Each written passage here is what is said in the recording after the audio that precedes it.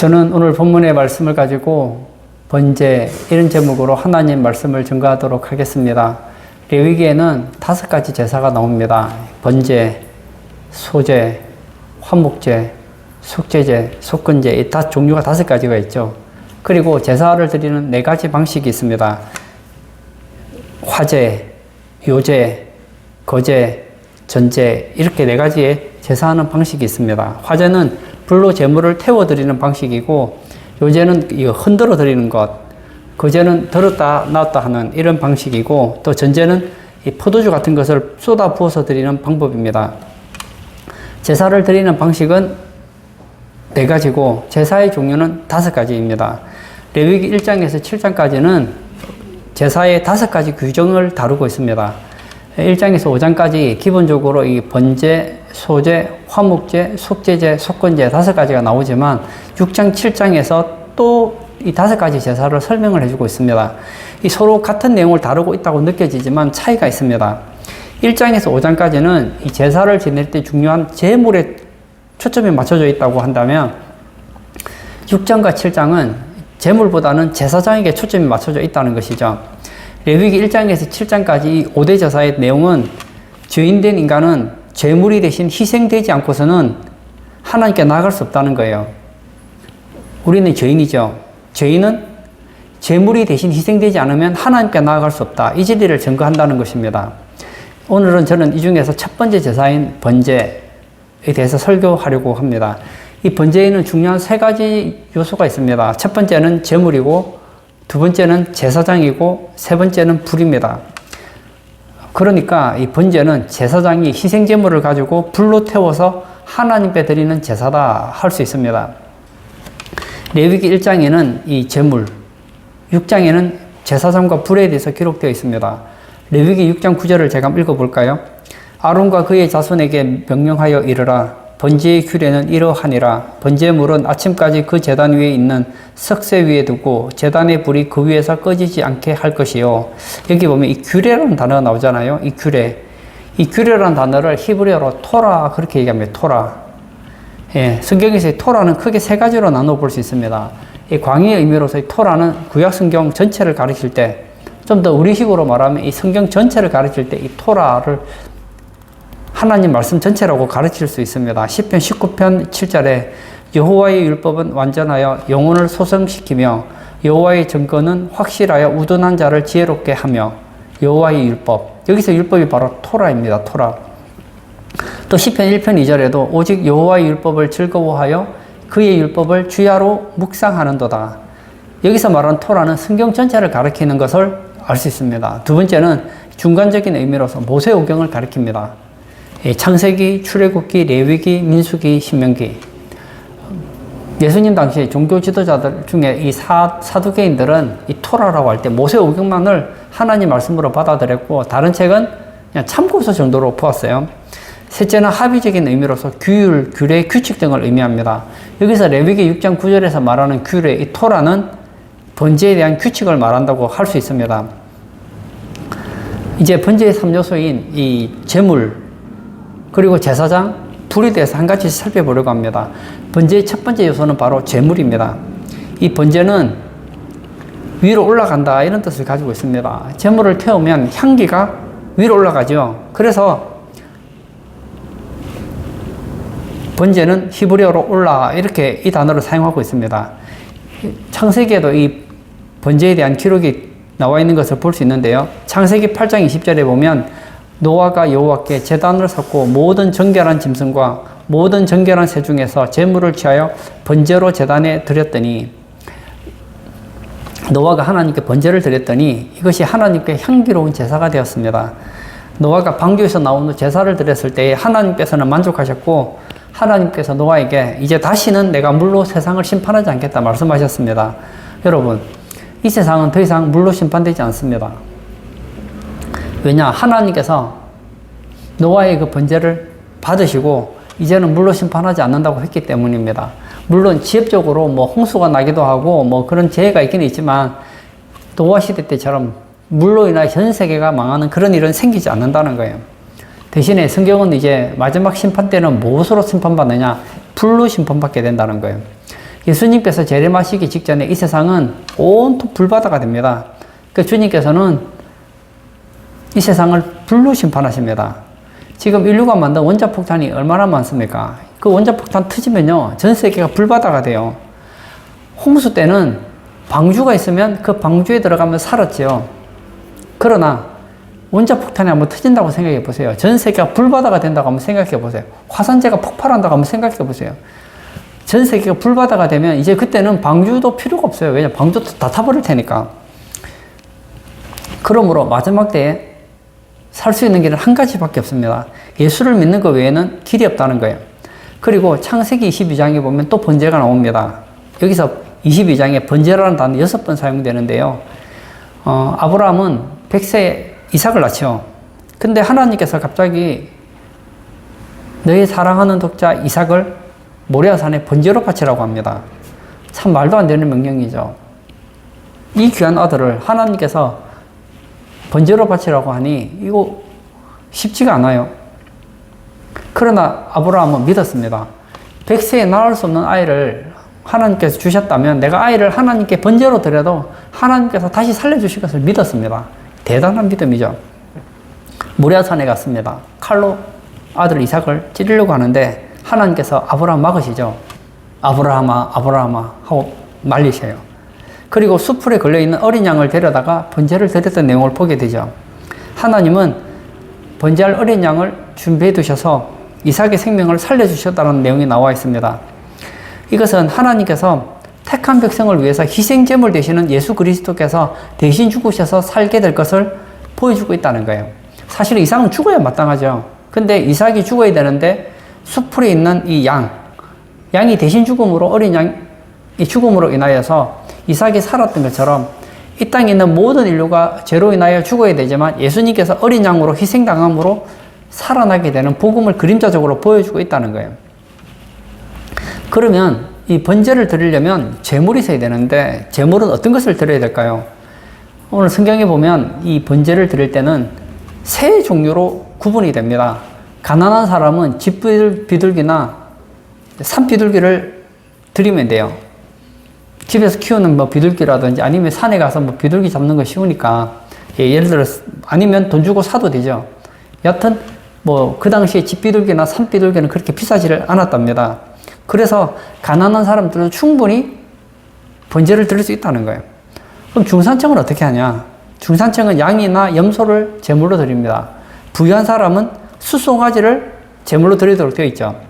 누가복음 2장 24절에 보면 또 주의 율법에 말씀하신 대로 산 비둘기 한 상이나 혹은 어린 집 비둘기들로 제사하려 함이더라, 이렇게 기록되어 있습니다. 요셉과 마리아가 예수님을 낳은 후 결례의 날이 차서 예루살렘에 가서 비둘기 한 쌍이나 어린 집 비둘기 2마리로 제사를 드리려고 하였습니다.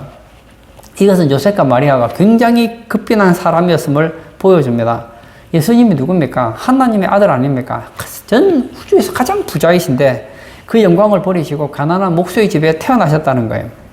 번제의 제물에는 수송아지, 양이나 염소, 비둘기가 세였습니다. 그러면 이 번제의 제물이 사람의 경제적인 형편에 따라서 세 가지로 구분되는 것은 무슨 의미가 있을까요?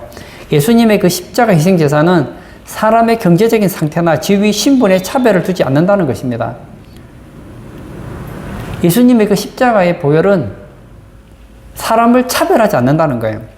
갈라디아서 3장 28절에 보면 너희는 유대인이나 헬라인이나 종이나 자유인이나 남자나 여자나 다 그리스도 예수 안에서 하나이니라. 예. 유대인, 헬라인, 종, 자유인, 남자, 여자 구분되죠. 구분되지만 하나님께서는 그들을 예수님의 보혈로서는 구분하지 않는다는 거예요. 사람들은 사람을 구분하죠. 구별하고 차별하지만 예수님은 구원하실 때 구별하지 않는다는 거예요. 근데 이 말을 오해하지 마시기를 바랍니다. 그렇다고 해서 하나님께서 모든 인간을 다 구원하시느냐? 그건 아니에요. 과거에도 모든 사람은 구원받지 못했고 지금도 모든 사람은 구원받지 못했고 앞으로도 모든 사람은 구원받지 못했습니다. 하나님 입장에서 보면 선택받은 사람이 예수를 믿는 것이고 인간 입장에서 보면 누가 구원받느냐? 예수님께서 말씀하셨던 것처럼 가난한 자에게 복음이 전파돼요. 심령이 가난한 자가 복음이 들어갑니다. 나는 죄인이다. 나는 지옥과 마땅하다. 내 힘으로는 난 천국 갈 수 없다. 나는 예수님의 은혜를 의지하지 않고서는 절대 천국 갈 수 없다. 그런 사람은 누구든지 구원받아요. 예수님께서 이런 말씀하셨죠. 심령이 가난한 자는 복이 있나니 천국이 그들의 것이며. 천국은 누구의 것입니까? 심령이 가난한 자예요. 아, 나는 죄인이구나. 나는 망할 수밖에 없구나. 나는 하나님 은혜 베푸시지 않으면 멸망밖에 받을 수 없구나. 이걸 깨닫는 사람이 구원에 합당한 사람입니다. 오늘 세계를 보십시오. 전 세계를 보면 가난하지 않은 사람들이 많아요. 심령이 부유한 자가 많습니다. 나는 돈이 많으니까. 나는 착하니까. 나는 착할 뿐만 아니라 난 사람들에게 존경을 받으니까. 나는 양심에 거리끼지 않게 살고 있으니까. 나는 다른 종교를 가지고 있으니까. 다 소용없습니다. 하나님은 차별하지 않습니다. 그렇지만 구별하십니다. 하나님은 국적도 보지 않아요. 그 사람이 얼마나 똑똑한가 보지 않습니다. 얼마나 돈이 많은가 가난한가 보지 않습니다. 성별을 따지지 않습니다. 한 가지는 보십니다.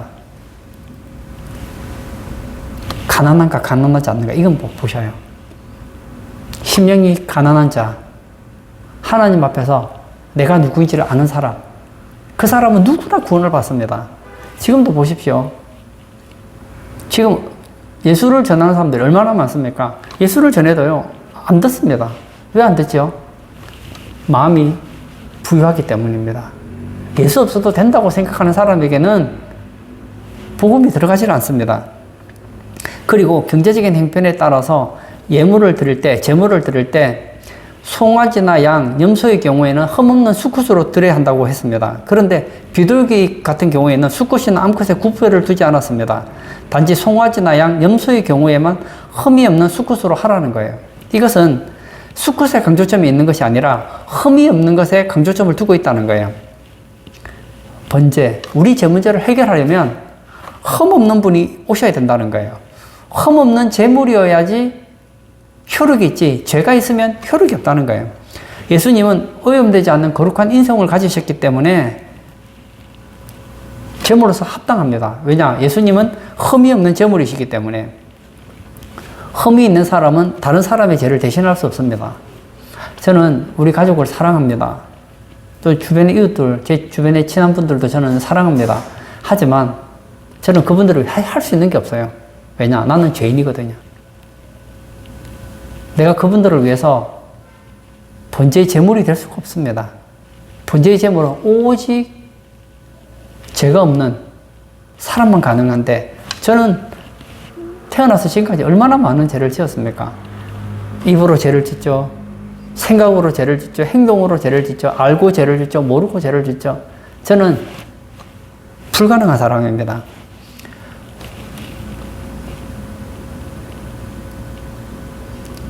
시다르타 참 훌륭한 사람이라고 저는 생각해요. 공자 참 훌륭한 사람이라고 생각합니다. 그러나 그분들을 믿어서 안 되는 이유가 있어요. 그분이 못됐다, 착하다 그런 얘기가 아닙니다. 그분들도 죄가 있기 때문에 안 되는 거예요. 여러분, 내 죄 문제도 해결할 수 없는 사람이 어떤 사람, 누구의 죄 문제를 해결해 준다는 말입니까? 아니, 석가모니가 얼마나 훌륭한데요. 공자가 얼마나 훌륭한데요. 한 가지 물어보고 싶은 게 있어요. 죽었습니까? 죽지 않았습니까? 죽었잖아요. 죄의 삭은 사망이에요. 죽었다는 것은 죄가 있었다는 거예요. 여러분, 죄가 있는 사람을 믿어가지고는 아무 소망이 없다는 거예요. 재물은 반드시 묵음해야 합니다. 그리고 예를 들어서 수송아지를 가지고 왔다. 그러면은 머리 위에 안수를 해야 되는데 당사자가 안수를 직접 합니다. 하는데 살짝 손을 얹는 것이 아니라 강하게 누르는 거예요. 시편 88편 7절에 보면 주의 노가 나를 심히 누르시고 주의 모든 파도가 나를 괴롭게 하셨나이다. 여기서 누르다, 심히 누르다. 이 단어가 사마크라는 단어인데요. 꽉 누른다는 거예요. 그러니까 수송아지에 대해서 그냥 살짝 머리 올리는 정도가 아니라 막 꽉 누른다는 거예요. 자신의 죄를, 모든 죄를 전가하는 그런 마음으로 탁 누른다는 거예요. 그리고 번제를 드리는 당사자가 자기 손으로 제물을 잡아야 합니다. 들어갈 때는 성막 동쪽으로 들어가서 성막 북쪽에서 짐승을 잡습니다. 그러면 내가 직접 그 짐승을 잡아서 피를 받고 껍데기를 벗기고 각을 떼야 됩니다. 누가 하죠? 내가 하는 거예요. 내가 하는 거예요. 제사장이 하는 게 아니에요. 내가 직접 해야 돼요. 그러면 이걸 하면서 뭘 느낍니까? 내 죄 때문에 이 짐승이 죽었다. 내 죄는 이 짐승에게 전가됐어요.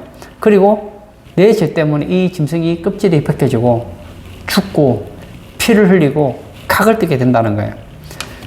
제물을 잡아 피를 받은 후에 그 피를 제사장에게 주면 제사장이 그 피를 가지고 번제단 사면에 피를 뿌립니다. 이 번제단은 이제 가로 세로가 한 5규빗 정도 돼요. 높이는 한 3규빗 됩니다. 1규빗은 대략 한 45cm 정도 된다고 보면 될 것 같아요. 그리고 당사자가 피를 뺀 나머지 가죽을 벗기고 각을 뜬 후에 내장과 정강이를 물로 씻어 제사장에게 전달해주면 번제단 안쪽에 있는 논망 위에 고기를 올려놓고 벌려놓은 나무에 불을 붙여서 하나님께 제사를 드립니다. 그러면 제가 그 논망 밑으로 떨어져 모이게 되는 것이죠. 이 번제물의 제물은 가죽이 벗겨지고 피가 다 쏟아지고 각을 뜨게 되는 것으로 번제 제물은 완성이 됩니다. 이것은 우리에게 뭘 가르쳐 주느냐? 죄는 그렇게 심각하다는 거예요. 어떤 사람은 왜 내 죄값을 위해서 예수님이 희생을 치러야 되느냐라고 말하는데, 만약 예수님께서 희생하지 않으셨다면 우리가 직접 피를 흘리고 자기 껍질을 조각내고 죽어야 된다는 거예요. 그리고 비둘기 같은 경우에는 가죽을 벗기지 않고 제사장이 목을 비틀어서 머리를 떼어냈습니다. 죄값을 지불하는 것은 이런 과정이 필요한 거예요. 한번 그 당시에 제사를 지내는 거 한번 생각해 보세요. 번제를 지내는 걸 생각해 보면 처절합니다. 처절합니다. 내 죄 때문에 짐승 이렇게 희생하는구나를 깨닫게 된다는 거예요. 이것은 예수님이 죽으시는 것을 예표해 줍니다. 우리의 죄값이 얼마나 심각한지 형상화해서 보여준다는 거예요. 그것이 뭐 비둘기든 양이든 수송아지든 제사를 지내는 당사자가 그 짐승을 잡으면서 이야, 죄의 대가는 참 무서운 것이고 나를 피부적으로 깨닫게 해주는 시각적 효과가 있단 말입니다. 그리고 번제의 두 번째 요소는 제사장입니다. 첫 번째는 제물이 중요하다고 하면 두 번째는 제사장이 필요합니다. 레위기 6장 10절에서 11절에 보면 제사장은 세마포 긴 옷을 입고 세마포 속바지로 하체를 가리고 제단 위에서 불태운 번제의 재를 가져다가 제단 곁에 두고 그 옷을 벗고 다른 옷을 입고 그 재를 진영 바깥 정결한 곳으로 가져갈 것이요. 제사장 임무에 관한 규례가 나와 있습니다. 제사장이 입는 옷이 규정이 굉장히 소상하지만 제물도 예수님을 예표하지만 제사장도 예수님을 예표한다는 거예요. 제사장에 관해서도 몇 가지를 생각할 수 있습니다. 첫 번째는 제사장이 입은 의복은 세마포 옷입니다. 세마포는 요즘으로 치면 마 재질로 된 하얀색 천입니다. 그리고 이 세마포 속바지를 입어요. 그리고 겉옷을 입고 세마포 겉옷을 입고 번제를 드리는 거예요. 제사장은 대제사장 아론과 그의 네 아들로 되어 있습니다. 그러니까 아론까지 포함하면 5명의 제사장이 있는 것이죠. 원래 이 대제사장의 의복은 매우 화려합니다. 출애굽기 28장 2절에 보면 내 형 아론을 위하여 거룩한 옷을 지어 영화롭게 아름답게 할지니. 대제사장의 옷은 제가 지금 사진으로 보여드릴 수는 없는데요. 당시에 대제사장의 옷이 굉장히 화려하거든요. 대제사장은 흰 세마포 속바지를 입고 그 위에 세마포 옷을 입고 그 다음에 겉옷을 입습니다. 겉옷은 청색으로 된 옷을 입어요. 그리고 에봇이라는 조끼를 입고 판결 흉패를 붙입니다. 그 판결 흉패에는 12개의 보석이 달려있고 그리고 머리에는 관을 쓰는데 여호와께 성결 이런 패가 있습니다. 그런데 번제를 드릴 때는 대제사장이라 할지라도 일반 제사장 같이 세마포까지만 입고 임무를 수행하라는 거예요. 수수한 옷을 입고 하라는 거예요. 화려한 겉옷, 에봇, 판결 흉패, 모자 이런 거 쓰지 말라는 거예요. 이것은 예수 그리스도가 하늘의 영광을 버리시고 속죄를 위해 낮아지신 것을 보여준다는 것입니다. 예수님은 가난한 목수의 아들로 태어나셨지만 그분은 하나님이셨어요. 신성을 가지신 하나님의 아들이십니다. 그런데 모든 영광을 버리시고 목수의 집에 오셨습니다. 이것을 예수님의 겸비, 예수님의 낮아짐이라고 할 수 있어요. 대제사장이 세마포를 입고 번제를 드리는 것은 예수님의 겸비를 예표합니다. 그런데 1년 중에 단 하루 유대력으로 7월 10일에는 대속죄일이 있습니다. 이때는 대제사장 의복을 입어요. 대제사장이 대속죄일이 되면 피를 가지고 지성소에 들어가서 속죄소에 피를 뿌립니다. 그리고 번제를 드리면 대속죄일의 제사가 끝나요. 이것은 예수님께서 피 뿌림을 끝나고 나면 다시 영광을 받게 될 것을 보여줍니다. 예수님께서 이 땅에 오셔서 낮고 천한 곳에 오셔서 낮아지셨지만 인간의 죄 문제를 해결하시고 십자가에서 대속죄일을 해결하시고 난 다음에는 높아지셨다는 거예요. 승귀하셨다는 거예요. 지금 예수님은 사복음서에 나와 있는 그런 낮아지신 예수님이 아니십니다. 예수님의 비하가 아니에요. 지금은 승귀, 높아지심입니다. 예수님은 지금 하늘과 땅의 모든 권세를 가지고 계십니다. 그분은 마지막 때 온 인류를 심판하실 거예요. 그분은 만왕의 왕이시요 만주의 주가 되십니다. 두 번째, 제사장은 세마포 속바지로 하체를 가려 했습니다. 출애굽기 28장 42절에 보면 또 그들을 위하여 배로 속바지를 만들어 허리에서부터 두 널쩍다리까지 이르게 하여 하체를 가리게 하라. 하체는 허리부터 넉집다리까지를 가리키는데요. 이 하체는 인간의 원죄를 상징해 줍니다. 인간의 원죄는 하체 활동, 즉 생식 과정을 통해서 후손들에게 전수되기 때문입니다. 그러므로 하체를 가렸다는 것은 대제사장이신 예수님께서는 원죄가 없는 것을 보여준다는 거예요. 예수님께서는 우리의 죄를 속죄하실 자격이 있습니다. 왜냐? 원죄가 없기 때문입니다. 그런 일은 불가능하지만 공자, 맹자, 석가모니 그 밖에 우리 주변에 훌륭한 사람들 많잖아요. 태어나서 막 남들이 볼 때 죄를 하나도 안 지은 것처럼 보인다고 하더라도 그분들은 우리의 구속자가 될 수 없는 이유가 있습니다. 왜냐? 그분들은 날 때부터 죄인이기 때문입니다.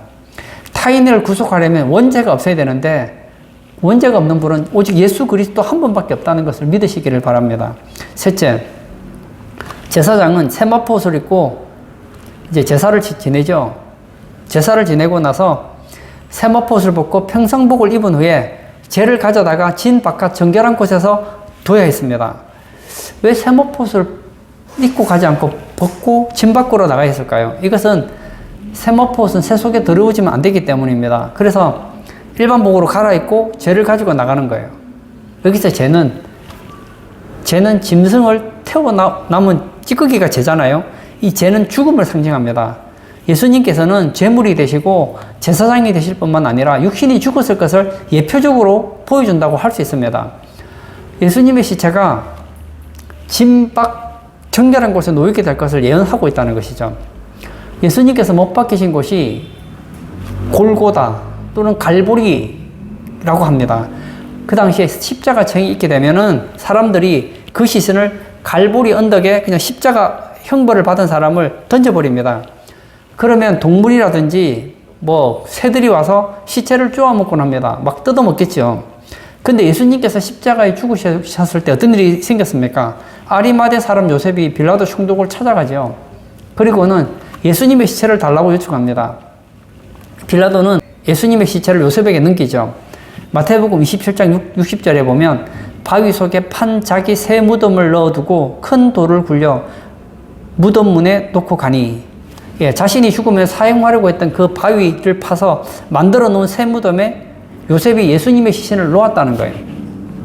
이로써 예수님의 시신이 진밭 정결한 곳에 놓이게 될 것이 예언이 성취된 것입니다. 세 번째, 이 번제의 중요한 요소 중에 하나는 불입니다. 첫 번째는 제물이고, 두 번째는 제사장이고, 세 번째는 불입니다. 레위기 6장 9절에서 13절에서 계속 반복되는 내용이 하나 있는데, 그것은 불이 끊지지 말아야 하고 끊이지도 말아야 한다는 거예요. 불에 대한 가장 중요한 핵심 요소는 꺼지지 말고 끊어지지도 말아야 된다는 거예요. 성경에 보면 하나님은 자신을 소멸하는 불이다, 또 예수님께서는 자신의 고난을 불세리다, 이런 식으로도 얘기를 하셨습니다. 그럼 여기서 말하는 불은 대체 어떤 의미를 가지고 있을까요? 이것은 불이 계속 타야 된다는 것은 하나님의 공의가 만족되어야 한다는 것을 가르쳐 주고 있습니다. 하나님은 죄인을 용서하셔도 아무 대값이 용서하지 않으시고 죄인의 죄를 대신하여 제물을 바치고 그리고 제물을 불에 태워 향기가 하나님께 올려지면 하나님께서 만족하실 때 그 죄인의 죄가 용서받게 된다는 것을 보여준다는 거예요. 이 번제를 통해서 그 짐승이 태워지고 나면 그 짐승에서 향기가 나게, 연기가 날 거 아닙니까? 향기가 하나님께 올려질 때 하나님의 공의가 만족된다는 거예요. 그때 인간의 죄가 용서받을 수 있다는 거예요.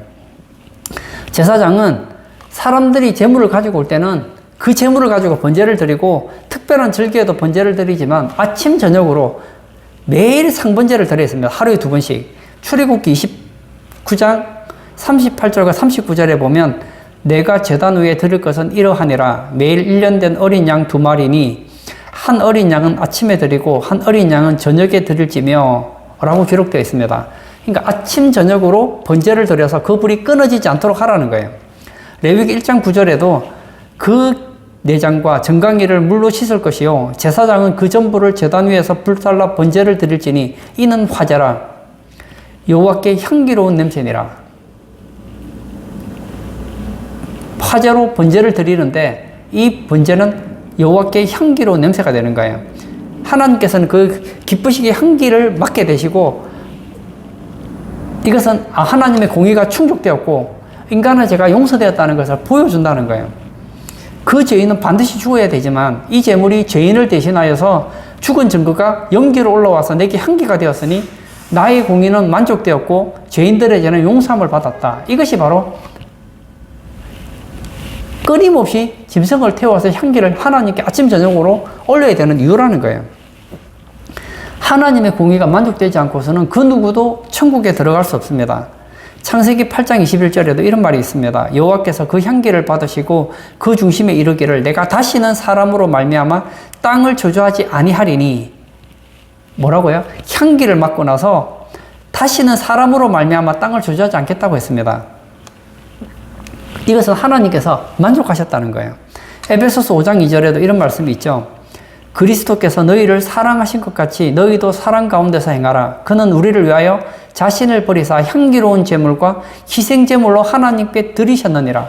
예, 이 번제는 이 짐승이 하나님 희생제물로 드리시잖아요. 그런데 이것이 향기로운 제물인데 이것이 바로 예수 그리스도께서 우리의 향기로운 제물과 희생제물이 되어서 하나님께 드려졌다는 거예요. 예수님의 속죄는 하나님께 향기로운 냄새가 되었다는 거예요. 그러므로 이 짐승이 불에 타는 이 모습은 예수님께서 향기로운 제물이 되시는 것을 우리에게 보여준다는 거예요. 그러므로 다른 종교로 구원받는 것은 불가능하다는 것입니다. 제가 이런 얘기를 하면 아마도 다른 종교를 가지고 계신 분들은 좀 불편하실 수도 있다고 생각해요. 그러면 뭐 기독교만 구원이 있고 우리 종교에는 구원이 없다는 얘기냐? 우리 종교를 무시한다는 거냐? 무시한다는 게 아닙니다. 저는 성경을 가르쳐 드리는 거예요. 하나님께서는 말씀하시기를 하나님께서 원하시는 그 제사, 그 번제를 제외하고는 구원받을 수 있는 방법이 없다는 것을 가르쳐 주고 있단 말입니다. 예를 들어 어떤 사람이 이제 모세 시대로 한번 다시 돌아가 볼까요? 모세 시대 어떤 사람이 꼭 그렇게 번제를 드려야 되느냐? 그래서 자기 집 앞에 제단을 지어놓고 자기가 키우던 까마귀를 태워서 제사를 드렸어요. 까마귀나 비둘기나 비슷한데 하여서 까마귀를 태워드렸어요. 그러면 하나님이 그 향기를 맡으시겠느냐고요. 그 연기를 향기로운 제물로 받으시겠느냐는 거예요. 안 받는다는 거예요. 레위기에 보면 하나님께서는 이 번제만을 그 향기로운 냄새라고 받으신다는 거예요. 그러므로 번제 대신 예수님을 제외하고는 그 누구도 구원을 받을 수 없다는 거예요. 두 번째, 이 번제에 꺼지지 않는 불은 구원받지 못한 사람이 지옥에서 영원히 고통받는 것을 의미합니다. 보면 아침 저녁으로 어린 양을 태워서 향기를 하나님께 올려드립니다. 그러나 여기서는 계속 불이 꺼지지 않고 불이 타죠. 이것은 신약 시대에 오면 꺼지지 않는 불은 언제나 지옥을 가리킨다는 거예요. 마태복음 3장 12절에 이런 말이 있죠. 알곡은 모아 콧간에 드리고 쭉정이는 꺼지지 않는 불에 태우시리라. 꺼지지 않는 불이 어디입니까? 지옥 아닙니까? 17절 하반절에도 이런 말이 있죠. 알곡은 모아 콧간에 드리고 쭉정이는 꺼지지 않는 불에 태우시리라. 여러분, 양이 아침 저녁으로 상번제로 하나님 앞에 드려지지 않으면, 불타지 않으면, 그래서 하나님의 그 공의가 만족스럽게 여겨지지 않으면 우리의 죄가 하나님 앞에 그대로 공의로 심판받아야 돼요. 영원히 꺼지지 않는 불에서 심판받아야 된다는 거예요. 저는 오늘 번제에 대한 얘기를 했습니다. 이 번제에는 세 가지 중요한 요소가 있습니다. 첫 번째는 제사장이요, 두 번째는 제물이요, 세 번째는 번제의 불입니다. 이 세 가지는 다 예수 그리스도를 예표합니다. 번제는 복음을 그림처럼 보여줍니다. 어떤 분은 생각하기를 구약 성경은 어렵고 신약 성경은 쉽다고 얘기하는데 사실은요, 반대예요. 구약 성경이 훨씬 쉽습니다. 왜 쉬우냐? 구약 성경은 시청각이에요, 시청각. 그리고 신약 성경은 그 시청각을 설명을 해 놓은 거거든요. 여러분, 그림으로 보는 게 쉽습니까? 아니면은 글로 설명해 놓은 게 쉽습니까? 그림이 훨씬 쉬워요. 그런데 여기는 하나의 그 상징이 있기 때문에 그 상징을 잘 해석하지 못했기 때문에 어려운 것이지, 한번 번제를 한번 다 생각해 보세요. 시청각적으로 한번 생각해 보세요. 어떤 사람이 죄를 지었어요. 이 죄 문제를 해결하려고 제사장에게 나아갑니다. 뭐 어떤 짐승이라도 되겠지만, 예를 들어서 뭐 수양을 가지고 간다고 한번 생각해 보세요. 막 수양 앞에 죄를 전가시켰어요. 그리고 그 양을 죽이고 껍질을 벗기고 각을 떠서 피를 흘려서 제사장에게 줍니다. 그럼 제사장이 그 불태우겠죠. 계속 피범벅인 거예요. 피범벅인 거예요. 계속. 야, 내 죄 때문에 이 아무 죄 없는 짐승이 죽어가는구나. 또 제사장 쪽에서 한번 보세요. 제사장이 세마포 속바지를 입고 세마포옷을 입고 제사를 지내잖아요. 이 제사장이 죄가 있으면 내가 아무리 그 짐승을 잡아서 제사장에게 주더라도 그 제사장이 또 죄가 있으면 그 죄가 연락이 안 되는 거예요. 그 제사장은 또 누구를 예표합니까? 예수님을 예표하잖아요. 그리고 그 짐승을 태워서 불태우면 그 향기가 하나님 앞에 가면 공의가 만족되는 거예요. 예수님은 하나님의 공의를 흡족하게 하는 희생제물이요, 화목제물이 된다는 거예요. 그렇게 한번 번제를 보면 이해가 너무 쉽지 않습니까? 오늘 예배 참석하신 사랑하는 성도님, 오늘 번제는 이스라엘 사람들에게 준 레위기 번제 얘기가 아니에요. 예수님 얘기예요. 저는 우리 성도님들이 이 번제를 통해서 복음을 깨닫기를 원합니다. 나의 죄를 씻기는 예수의 피밖에 없습니다. 내가 아무리 그 죄를 해결하고 싶어도 죄 없으신 제사장, 예수님이 없으면 안 되는 거예요. 내가 아무리 죄 문제를 해결하려고 해도 하나님의 공의를 만족시킬 수 있는 향기로운 연기가 올라가지 않으면, 향기로운 불이 타지 않으면 하나님의 공의는 만족되지 않는 거예요. 하나님의 공의가 만족될 때 우리 죄 문제는 해결될 것이고, 우리의 공의가 회복되지 않으면 우리는 영원한 꺼지지 않는 불못에서 고통당하게 된다는 거예요. 이것이 번제가 가르쳐주는 얘기예요. 저는 우리 성도님들이 이 복음을 분명히 깨닫고 평생에 번제에 담겨있는 이 복음의 정신을 기억하시고 오직 예수 중심으로 생활하시는 우리 성도님들 다 되시기를 축복합니다. 이 시간 한번 같이 기도하기를 원합니다. 저는 5가지 제사 중에서 오늘 번제에 대한 이야기를 나누었습니다. 번제는 누구 얘기냐? 예수님 얘기예요. 번제는 제사 얘기가 아닙니다. 예수님을 설명해 주는 거예요. 교회는 뭐 하는 곳이냐? 예수의 피로 제사함 받은 사람들이 그 은혜를 감격해서 주님께 예배하는 곳이 바로 교회입니다. 아직 예수를 믿지 않으시는 분이 계신다면 예수님 믿기를 바랍니다. 번제 대신 예수님, 제사장 대신 예수님, 번제의 불 대신 예수님을 믿으시고, 여러분만 구원받지 마시고, 우리 주변에 아직 예수 안 믿는 분들 계시잖아요. 그분들에게 여러분들이 예수님을 소개하시기를 바랍니다. 그분들도 예수님 믿지 않으면 영원히 꺼지지 않는 불이 들어가게 됩니다. 이 시간 기도할 때 내가 예수 믿고 구원받은 것에 감사하지만 아직도 김포에 예수 믿지 않는 수많은 분들이 계시잖아요. 그분들 예수 믿고 주님 앞에 돌아오게 해달라고 우리 기도하고 자유롭게 개인 기도하도록 하겠습니다.